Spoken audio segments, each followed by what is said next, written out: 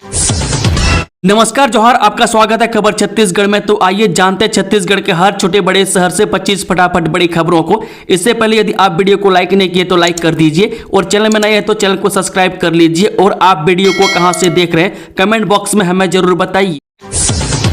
अनुकंपा नियुक्त कर्मचारियों को 8 माह से नहीं मिला वेतन, बच्चों की पढ़ाई पर संकट, लेना पड़ रहा है कर्ज। जब बिलासपुर नगर निगम में अनुकंपा नियुक्ति के तहत कार्यरत 22 चतुर्थ श्रेणी कर्मचारी पिछले 8 महीने से वेतन के लिए तरस रहे हैं। वेतन न मिलने से कर्मचारी गंभीर आर्थिक संकट से जूझ रहे हैं। जनवरी 2025 में उप मुख्यमंत्री एवं नगरीय प्रशासन मंत्री अरुण साव ने निगम प्रशासन को स्पष्ट निर्देश दिए थे कि अनुकंपा नियुक्त कर्मचारियों का नियमित रूप से वेतन भुगतान किया जाए, लेकिन इसके बावजूद अब तक कर्मचारियों को एक भी महीने का वेतन नहीं मिला।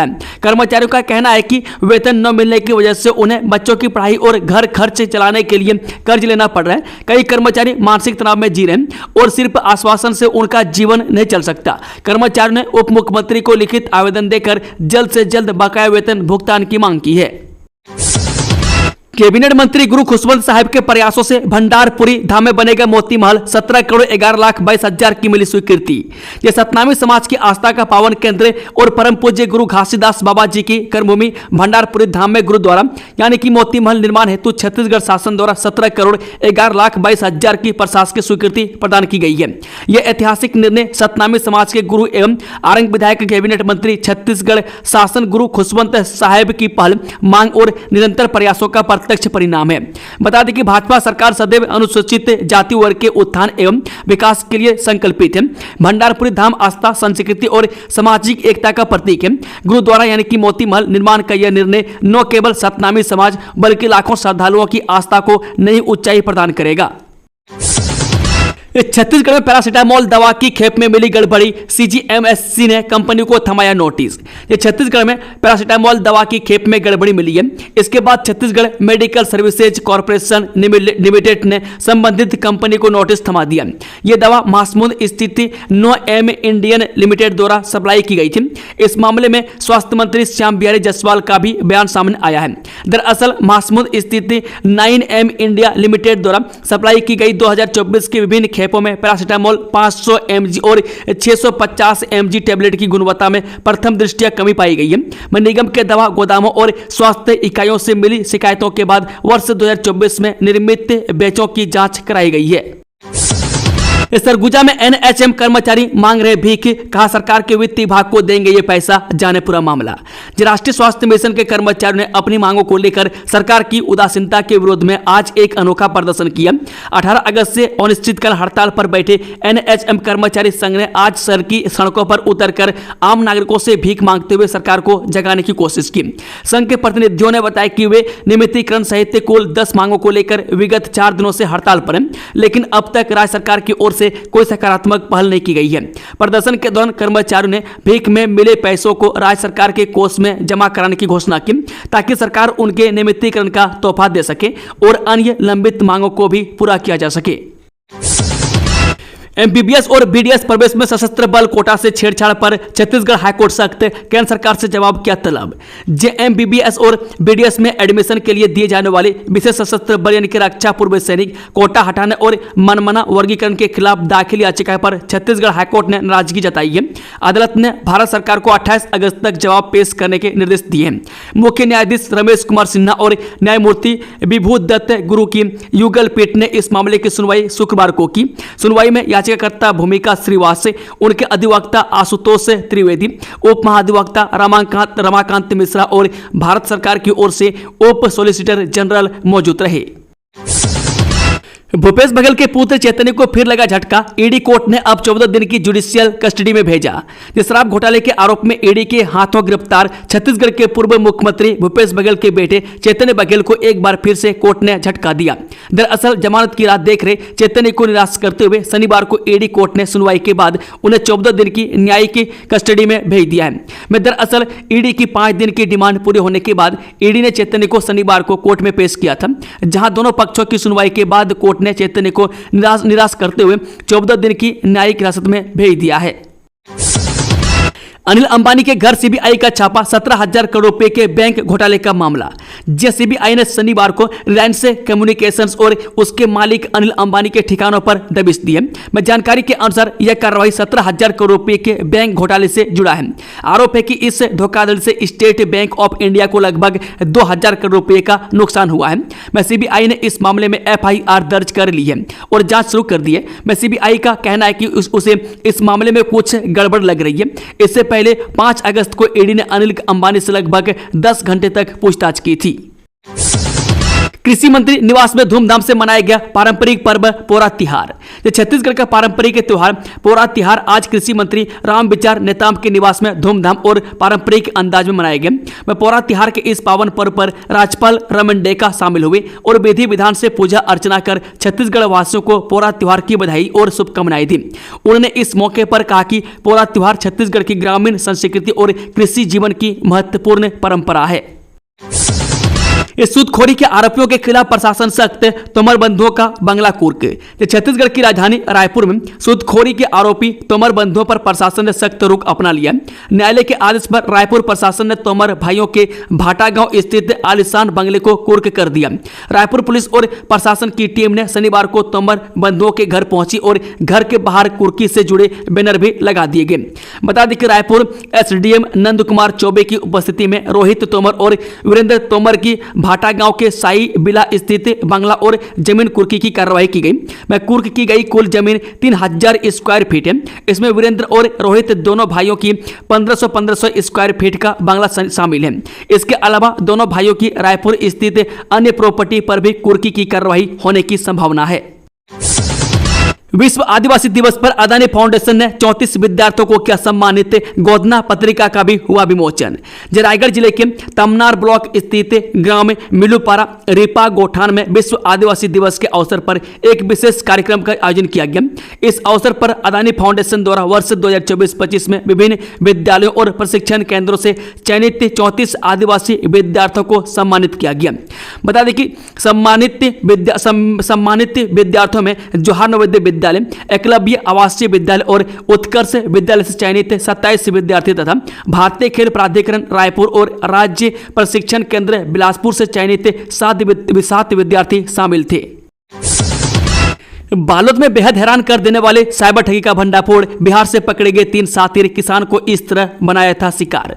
जब पुलिस ने एपीके फाइल बेचकर ठगी करने वाले गिरोह के 3 आरोपियों को पकड़ने में सफलता हासिल की है। बीएसपी से रिटायर्ड बुजुर्ग से 12,13,860 रुपए की ठगी की गई थी। साइबर सेल बालोद और डोंडी लोहरा थाना पुलिस की टीम ने तीनों आरोपियों को जमुई बिहार से गिरफ्तार कर लिया। आरोपियों की कब्जे से एक वेन्यू कार, विभिन्न डिजिटल बैंक खाते, कार्ड, 3 नग मोबाइल, 1 नग लैपटॉप जब्त किया गया। वहीं अन्य आरोपियों की तलाश जारी है। पुलिस का मानना है कि डोंडी लोहरा थाना क्षेत्र में बीएसपी से रिटायर्ड एक कर्मचारी को उसके व्हाट्सएप में पीएम किसान एपीके फाइल भेजकर इसके माध्यम से मोबाइल को हैक किया गया और फिर उसके खाते से ऑनलाइन रकम डिजिटल ट्रांसफर कर धोखाधड़ी की गई। छत्तीसगढ़ में 5वीं से ग्रेजुएट पास युवाओं के लिए नौकरी पाने का सुनहरा अवसर। इंटरव्यू के बाद सीधे ज्वाइनिंग। छत्तीसगढ़ शासन कौशल विकास तकनीकी शिक्षा एवं रोजगार विभाग के निर्देश अनुसार जिला रोजगार एवं मार्गदर्शन केंद्र कार्यालय परिसर टीकर काला गोरेला में 25 अगस्त सोमवार को सुबह 10 बजे शाम 4 बजे तक प्लेसमेंट कैंप का आयोजन किया जा रहा है। मैं कैंप में निजी नियोजक यानी कि company Bengal biodiesel near high school Pendra संस्थान द्वारा फील्ड स्टाफ के 5 पदों, ITI स्टाफ के 2 पदों, अकाउंटेंट के 1 पद एवं एग्रीकल्चरिस्ट के 2 पदों पर भर्ती संबंधित करवाई जाएगी। इसी तरह life line nutrition centre Bilaspur पत्रकार कॉलोनी 18 गौरव पथ रिंग रोड नंबर 2 बिलासपुर संस्थान द्वारा अकाउंटेंट के 1 पद, ऑफिस असिस्टेंट कंप्यूटर ऑपरेटर के 2 पदों, ऑफिस केयर टेकर के 2 पदों एवं फूड सर्वाइवर सुपरवाइजर के 21 पदों पर कुल 36 पदों पर भर्ती संबंधी कार्रवाई की जाएगी। रोजगार के इच्छुक आवेदक जिन्होंने 10वीं 12वीं BSc BCom PGDCM graduate ITI electrician mechanical में उत्तीर्ण हैं वे इस कैंप में भाग ले सकते हैं। प्रदेश में अगले 3 दिनों तक होगी भारी बारिश से 13 जिलों के लिए ऑरेंज अलर्ट जारी। जाने कैसा रहेगा आपके इलाके का मौसम। छत्तीसगढ़ की राजधानी रायपुर समेत प्रदेश के अन्य की जिलों में भी बीते कुछ दिनों से जमकर बारिश हो रही है। लगातार हो रही बारिश के चलते लोगों को भीषण गर्मी और उमस से राहत मिली है। शुक्रवार की रात भी राजधानी रायपुर समेत अन्य कई जिलों में जमकर बारिश हुई। वहीं मौसम विभाग की तरफ से प्रदेश के कई जिलों में भारी बारिश होने की संभावना जताई गई है। मौसम विभाग ने प्रदेश में होने वाली बारिश को लेकर ऑरेंज अलर्ट जारी किया है। बता दें कि मौसम विभाग से मिली जानकारी के अनुसार छत्तीसगढ़ में अगले 3 दिनों तक बारिश का दौर जारी रहेगा। मौसम विभाग ने बस्तर, दुर्ग और बिलासपुर संभाग के जिलों में भारी बारिश होने की संभावना जताई है। मौसम विभाग ने प्रदेश के 13 जिलों में भारी बारिश को लेकर ऑरेंज अलर्ट जारी किया है। मौसम विभाग ने रायपुर, बिलासपुर, कोरबा, जांजगीर, चंपा, रायगढ़, मुंगेली, सक्ती, सारंगढ़, भिलाईगढ़, गोरला, पेंड्रा, मरवाही, दुर्ग, बालोद, बेमेतरा, राजनांदगांव, कबीरधाम, खैरागढ़, छुई खदान, गंडई, मोहला, मानपुर, अंबागढ़, चौकी, कांकेर, नारायणपुर, कोंडागांव, बस्तर, दंतेवाड़ा, बीजापुर और सुकमा जिले में अगले 3 दिनों तक बारिश होने की संभावना जताई है। 166 मेहतारी सदन की मिली स्वीकृति। डिप्टी सीएम विजय शर्मा ने कहा, महिलाओं को आत्मनिर्भर बनाने में होगा सहायक। प्रदेश के प्रत्येक ग्राम पंचायत में ग्रामीण महिलाओं को स्वावलंबी एवं आत्मनिर्भर बनाने तथा आपसी समरसता स्थापित करने, सामूहिक कार्यक्रमों में सामूहिक भागीदारी तथा महिला सशक्तिकरण के उद्देश्य से उप मुख्यमंत्री विजय शर्मा के निर्देश अनुसार मेहतारी सदन का निर्माण कार्य किया जाना है। उप मुख्यमंत्री विजय शर्मा के प्रयास से 166 मेहतारी सदन की स्वीकृति आदेश जारी किया गया। इसके लिए 49 करोड़ 80 लाख रुपए की स्वीकृति जारी की गई है। छत्तीसगढ़ के राज्यपाल ने 33 जिलों में टीबी के 330 मरीजों को निश्चय मित्र बनकर लिया गोद। छत्तीसगढ़ के राज्यपाल रमन डेका ने राज्य के 33 जिलों में उपचारित टीबी के 330 मरीजों को निश्चय मित्र बनकर गोद लिया। अधिकारियों ने शुक्रवार को यह जानकारी दी। अधिकारियों ने बताया कि राष्ट्रीय क्षय उन्मूलन कार्यक्रम के तहत छत्तीसगढ़ के राज्यपाल रमन डेका ने एक मिसाल कायम करते हुए राज्य के सभी 33 जिलों में उपचारित कुल 330 टीबी मरीजों, प्रत्येक जिले से 10 मरीजों को निश्चय मित्र बनकर गोद लिया है। उन्होंने बताया कि राज्यपाल द्वारा मरीजों को उपचार अवधि में पौष्टिक आहार उपलब्ध कराने के लिए प्रत्येक मरीज को प्रतिमाह 500 रुपए की अनुदान राशि संबंधित जिलों के मुख्य चिकित्सा एवं स्वास्थ्य अधिकारियों को प्रदान की जा रही है। 3 महीने की मोहलत दे दो, हम खुद सरेंडर कर देंगे। सौरभ चंद्राकर और रवि उप्पल ने खटखटाया कोर्ट का दरवाजा। जब महादेव सट्टा ऐप के प्रमुख संचालक सौरभ चंद्राकर और रवि उप्पल ने रायपुर की स्पेशल कोर्ट में याचिका लगाई है। उन्होंने 3 महीने के अंदर खुद ही सरेंडर करने की बात कही है। उन्होंने गैर जमानती वारंट रद्द करने की याचिका पर कोर्ट में सुनवाई हुई। हालांकि इस मामले में कोर्ट 3 नवंबर को सुनवाई करेगी। कोर्ट ने दोनों पक्षों को सुनने के बाद अपना फैसला सुरक्षित रख लिया है। मामले की जानकारी देते हुए ईडी के अधिवक्ता सौरभ पांडे ने बताया कि कोर्ट में सौरभ चंद्राकर और रवि उप्पल के वकील ने 3 महीने की मोहलत की मांग की है। दोनों के वकील ने कहा कि 3 महीने की मोहलत की जाए, वह दोनों खुद कोर्ट में सरेंडर होंगे। इसके साथ ही गैर जमानती गिरफ्तारी वारंट को रद्द करने की मांग की गई है। साउंड पोल्यूशन पर एक्शन। कोरबा में त्योहारी सीजन में डीजे वालों पर पुलिस की कार्रवाई। ये त्योहारी सीजन के मद्देनजर जिले में शांति व्यवस्था और सार्वजनिक व्यवस्था को बनाए रखने की कोशिश पुलिस कर रही है। इसी कड़ी में पुलिस ने डीजे वालों पर कार्रवाई की है। पुलिस की पकड़े में आई डीजे वालों पर आरोप है कि वो नियमों को ताक पर रखकर तय मानकों से ज्यादा डेसिबल में डीजे बजा रहे थे। जरूरत से ज्यादा आवाज में डीजे बजाने से साउंड पोल्यूशन तो होता ही है, इसके साथ ही हमारे कानों के पर्दों को भी नुकसान पहुंचता है। बच्चों से लेकर बुजुर्गों तक को तेज आवाज से दिक्कत होती है। पर्यावरण के छोटे जीव जंतुओं तक को परेशानी होती है। साउंड पोल्यूशन पर नजर रखने के लिए मुख्यालय स्तर से भी इसे नियंत्रित करने के आदेश हैं। जापान में एनटीटी लिमिटेड के सीईओ कायो इटो से मिले सीएम। छत्तीसगढ़ में निवेश पर टोक्यो में हुई चर्चा। सीएम विष्णुदेव साय निवेशकों को आकर्षित करने के लिए जापान के दौरे पर हैं।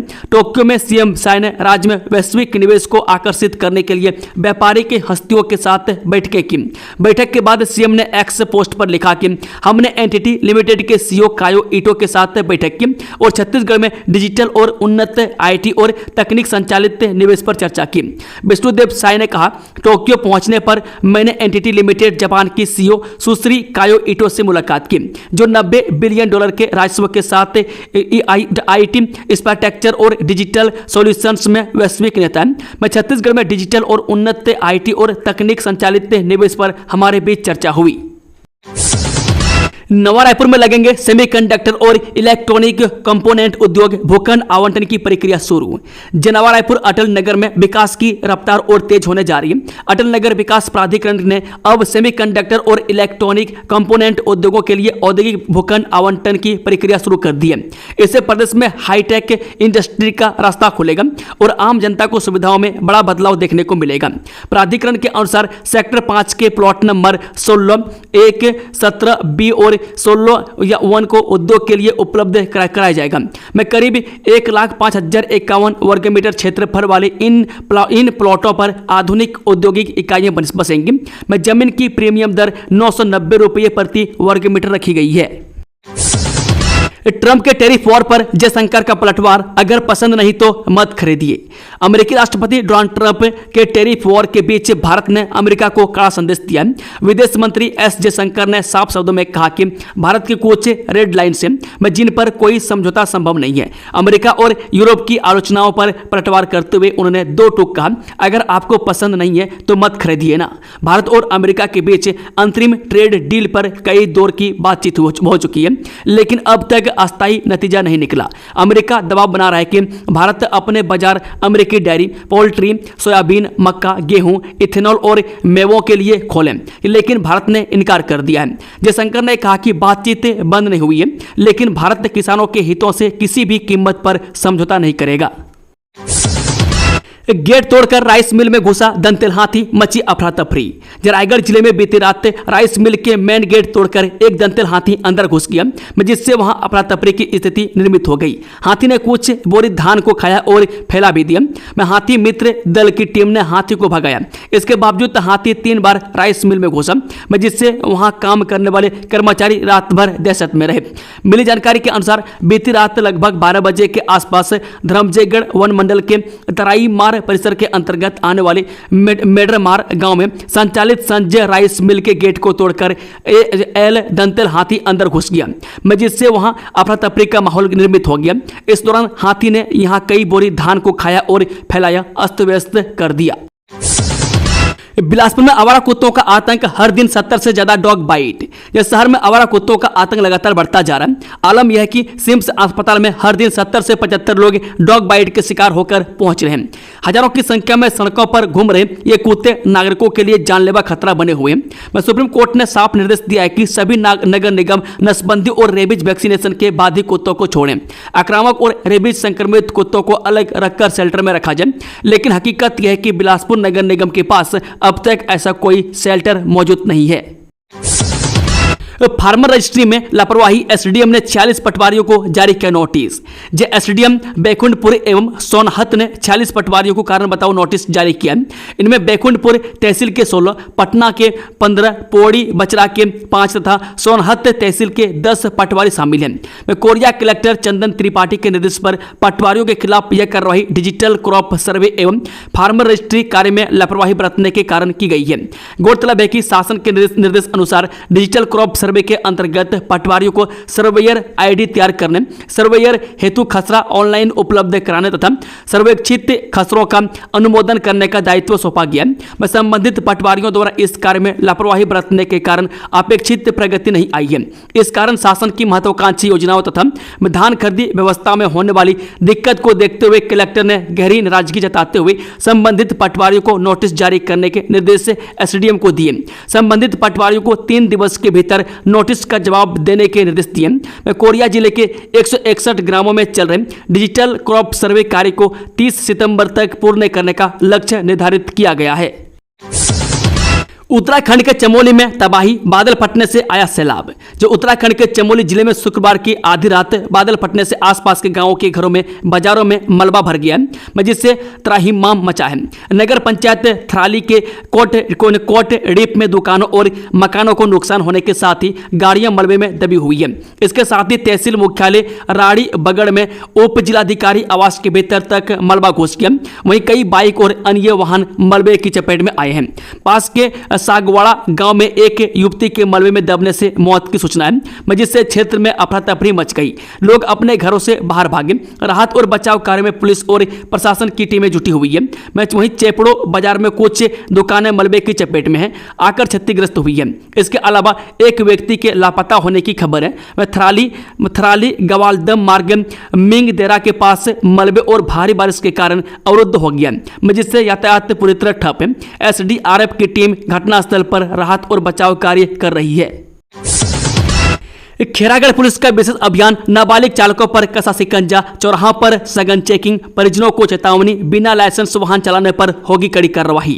जिला के सीजी पुलिस टीम के द्वारा यातायात पुलिस व थाना खैरागढ़ के माध्यम से लगातार स्कूलों के नाबालिग छात्र छात्राओं द्वारा वाहन चलाने की शिकायत मिलने पर दिनांक 22/8/25 को खैरागढ़ शहर के चौक चौराहा, टेम्पो चौक, अंबेडकर चौक, दुर्गा चौक, पिपरिया में स्कूल समय पर सघन वाहन चेकिंग पॉइंट लगाकर नाबालिग द्वारा मोटरसाइकिल चलाने वालों के विरुद्ध समस्त वाहनों को सुरक्षा अर्थ रख नाबालिग चालकों के परिजनों को सूचित कर आवश्यक समझाइश देते हुए नाबालिग को वाहन चलाने न देने व 18 वर्ष पूर्ण करने पर वैध कागजात के ही वाहन चलाने की देने बताया गया तथा दुर्घटनाओं से बचाव हेतु लगातार जागरूक करने प्रयासरत है। यातायात के निर्धारित मापदंड के विरुद्ध चलाने वाले वाहन चालकों का नियत धाराओं में कार्यवाही कर लाइसेंस निलंबन की अधिक कार्रवाई हेतु संबंधित परिवहन विभाग को भेजा जा रहा है। यातायात खैरागढ़ द्वारा लाइसेंस निलंबन हेतु प्रकरण तैयार कर भेजने की कार्यवाही निरंतर जारी है। दोस्तों, खबरों का सिलसिला समाप्त होता है। अगर जानकारी पसंद आई तो वीडियो को लाइक, शेयर, चैनल को सब्सक्राइब जरूर से जरूर कर लें। Thank you, all the best. जय हिंद, जोहार छत्तीसगढ़ वासियों।